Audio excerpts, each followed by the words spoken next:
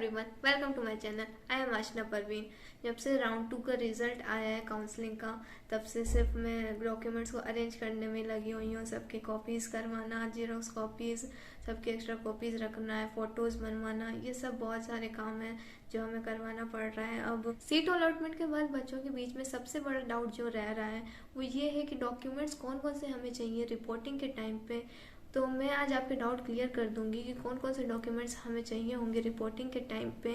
सबसे पहला डॉक्यूमेंट जो सबसे इम्पोर्टेंट है that is seat allotment letter, जो कि एमसीसी की साइट से आपने डाउनलोड कर लिया होगा। अब वो वहाँ पे अवेलेबल हो गया है फाइनल रिजल्ट के बाद। उसमें आपका लिखा होगा कि कौन सा कॉलेज आपको अलॉट हुआ है और आपको कब जाना है वहाँ पे, कौन सा टाइम। टाइम तो खैर सबका सेम ही है रिपोर्टिंग का, 27 फेब से 5 मार्च तक का आपका रिपोर्टिंग का टाइम दे रखा है। सेकंड जो मोस्ट इंपॉर्टेंट चीज़ है दैट इज़ नीट का एडमिट कार्ड। नीट का एडमिट कार्ड का प्रिंट आउट आप निकलवा लीजिएगा, उसकी जीरोक्स कॉपी करवा लीजिएगा। थर्ड जो है important that is NEET rank letter. NEET rank letter का सिंपली मीनिंग, ये भी कई बच्चों का डाउट रह रहा है रैंक लेटर क्या है। तो रैंक लेटर कुछ नहीं है, नीट का जो रिजल्ट हमारा आया था वही है। नेक्स्ट एक चीज़ जो कॉलेज वाले हमसे मांग रहे हैं that is online application form. Online application form में बच्चों को डाउट रह रहा है कि कौन सा फॉर्म हमसे वो मांग रहे हैं। हमसे वो नीट वाला फॉर्म मांग रहे हैं या फिर एमसीसी के साइट पे जब हमने रजिस्टर किया था तब हमारा कैंडिडेट प्रोफाइल आया था, वो भी एक एप्लीकेशन फॉर्म का पूरा कॉपी था। तो मैंने एक टीचर से इस बारे में पूछा तो उन्होंने बताया कि जो नीट के टाइम पे हमें कंफर्मेशन पेज मिला था उसे हमें वहाँ पे सबमिट करना है एज एप्लीकेशन फॉर्म। एक और जो फॉर्म है डेट इज़ एडमिशन फॉर्म, वो आपको कॉलेज की वेबसाइट से मिल जाएगा। उस एडमिशन फॉर्म को आपको फिलअप करके और वहाँ पे सबमिट करना पड़ेगा। नेक्स्ट इंपॉर्टेंट चीज़ जो है दैट इज़ 10th की मार्कशीट। 10th की मार्कशीट से ही आपका डेट ऑफ बर्थ जो है वो भी वेरीफाई हो जाएगा, अलग से आपको डेट ऑफ बर्थ सर्टिफिकेट नहीं देना पड़ेगा। Next important thing is 12th की मार्कशीट। अगर आपके पास 12th की सर्टिफिकेट अवेलेबल है तो 12th की सर्टिफिकेट भी आपको वहाँ पे सबमिट करनी पड़ेगी। Next important thing is migration certificate जो आपके स्कूल से आपको मिला होगा। Next thing is TC, transfer certificate, जिसे स्कूल लिविंग सर्टिफिकेट भी कहते हैं। ये भी आपको स्कूल वालों ने आपको प्रोवाइड किया होगा, वो उसकी भी ओरिजिनल कॉपी वहाँ पे कॉलेज में at the time of reporting submit होगी वहाँ पे। नेक्स्ट एक और इम्पॉर्टेंट चीज़ जो बहुत इंपॉर्टेंट है that is your identity card. कोई भी आपकी आइडेंटिटी कार्ड जैसे कि Aadhaar card, PAN card, driving licence, passport, mostly सबके पास आधार कार्ड होता है, लेकिन अगर आपके पास आधार कार्ड नहीं है तो PAN card, driving licence, passport, ये कोई सा भी कार्ड आपका लग सकता है वहाँ पे, और इनकी जीरोक्स कॉपी वहाँ पे सबमिट होगी।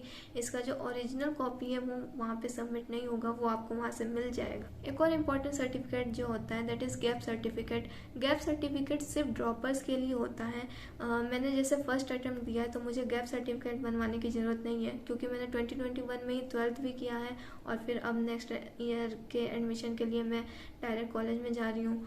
अगर किसी ने बीच में ड्रॉप लिया है नीट के लिए तो उसे एक 100 रुपीज़ के स्टैम्प पेपर पे सिंपली ये लिखवाना होगा कि हाँ 2021 एकेडमिक सेशन में मैं कहीं भी किसी भी इंस्टीट्यूट में एनरोल नहीं थी, और ये स्टैम्प पेपर पे आपको लिखवा के, ये एक सिंपल सा फॉर्मेट होता है गैप सर्टिफिकेट का जो आप कहीं से भी बनवा सकते हैं, अपने होम टाउन से ही आप बनवा लीजिए इसको। एक और बहुत इंपॉर्टेंट डॉक्यूमेंट जो है, जो कि मोस्ट इंपॉर्टेंट मैं कह सकती हूँ कैटेगरी वालों के लिए, मेरा तो जनरल कैटेगरी था इसलिए मेरा कोई भी कैटेगरी एप्लीकेबल नहीं होता है, कोई भी सर्टिफिकेट मेरा नहीं बनता। लेकिन जो लोग ओबीसी, एससी या एसटी से बिलोंग करते हैं तो उनका कास्ट सर्टिफिकेट बनता है, कास्ट वैलिडिटी सर्टिफिकेट बनता है, वो आपके पास ज़रूर होना, क्योंकि at the time of reporting वो आपसे मांगेंगे, क्योंकि आपको हो सकता है ओबीसी कैटेगरी में या एससी एसटी कैटेगरी में आपको सीट अलॉट हुआ, वो डॉक्यूमेंट वहाँ पे आपको बहुत मैंडेटरी हो जाता है। अगर आप उसे नहीं दे पाएंगे उस टाइम पे तो आपका एडमिशन प्रोसेस को कैंसिल भी किया जा सकता है। तो प्लीज़ मेक श्योर कि आपके पास वो कास्ट सर्टिफिकेट होना चाहिए अगर आप उससे बिलोंग कर रहे हैं तो। नेक्स्ट एक और बहुत इंपॉर्टेंट चीज़ है दैट इज़ इनकम सर्टिफिकेट। ये ईडब्ल्यूएस स्टूडेंट्स के लिए एप्लीकेबल है।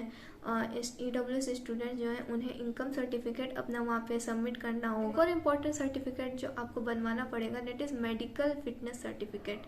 ये किसी भी रजिस्टर्ड मेडिकल प्रैक्टिशनर से आप बनवा सकते हैं जाके, अपने आसपास कोई भी आपका अगर डॉक्टर हो तो उससे आपको जाके उस फॉर्मेट में लिखवा सकते हैं। मेडिकल फिटनेस सर्टिफिकेट जो है वो रिपोर्टिंग के टाइम पे आपका सबमिट होगा along with all this documents, तो उसे भी आप बनवा लीजिए। अभी कुछ स्पेशल सर्टिफिकेट्स बनते हैं जो कुछ बच्चे एलिजिबल उनके लिए होते हैं, वो उन्हें बनवा लें। डेट इज़ अगर कोई आर्मी से बिलोंग कर रहा है तो वो डिफेंस सर्टिफिकेट बनवा ले। अगर कोई हिली एरिया से बिलोंग कर रहा है तो हिली एरिया सर्टिफिकेट बनवा ले। अगर कोई PWD क्राइटेरिया से है तो वो अपना डिसेबिलिटी सर्टिफिकेट बनवा ले। क्योंकि अगर इस कोटा के अंदर आपको सीट अगर मिली है तो इन डॉक्यूमेंट्स का होना बहुत ज़रूरी है रिपोर्टिंग के टाइम पे। अगर नहीं हुआ तो आपका एडमिशन कैंसिल हो सकता है। तो प्लीज़ एश्योर कर लीजिएगा कि अगर आप इन सब चीज़ों के लिए एलिजिबल हैं तो ये आप ज़रूर से बनवा लें। ये सब सर्टिफिकेट जो मैंने आपको बताया है इनके ओरिजिनल कॉपी आपको कॉलेज में सबमिट करना होगा रिपोर्टिंग के टाइम पे। और इसके साथ साथ आपको, मेरे कॉलेज में तो ऐसा आया है कि 2 और कॉपीज़ जीरोक्स कॉपीज़ आपको सबमिट करनी है कॉलेज में। और हमें पेन ड्राइव में भी ये अटैच करके, ये सारे फाइल्स को अटैच करके वहाँ पे सबमिट करना है।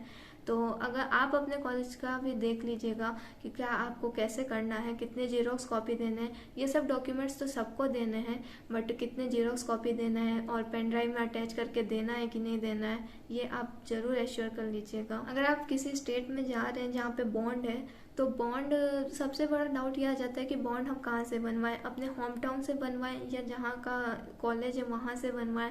मेरा भी ये क्वेरी था।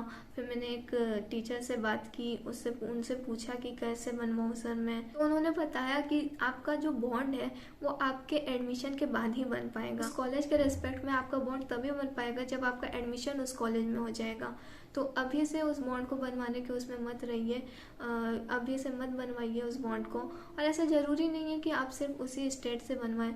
मेरा तो जैसे महाराष्ट्र है तो ऐसा ज़रूरी नहीं है कि मैं सिर्फ महाराष्ट्र से ही बनवाऊँ। मेरा होम टाउन राजस्थान में है तो मैं राजस्थान से भी बनवा सकती हूँ। आप अपने स्टेट का देख लीजिएगा कि आपके स्टेट में कंपलसरी है क्या कि उसी स्टेट से बनवाए जहाँ पे कॉलेज है। एक और सर्टिफिकेट जो हमें बनवाना है वो एंटी रैगिंग सर्टिफिकेट आपको स्टैम्प पेपर पे बनवाना होगा। ये सब डॉक्यूमेंट जो मैंने आपको बताए हैं, ये सब डॉक्यूमेंट्स को आप अरेंज कर लीजिए एक फाइल में और इन्हें लाइन वाइज रख लीजिए इसे अरेंज करके, क्योंकि ये सब डॉक्यूमेंट्स आपके सबमिट हो जाएंगे।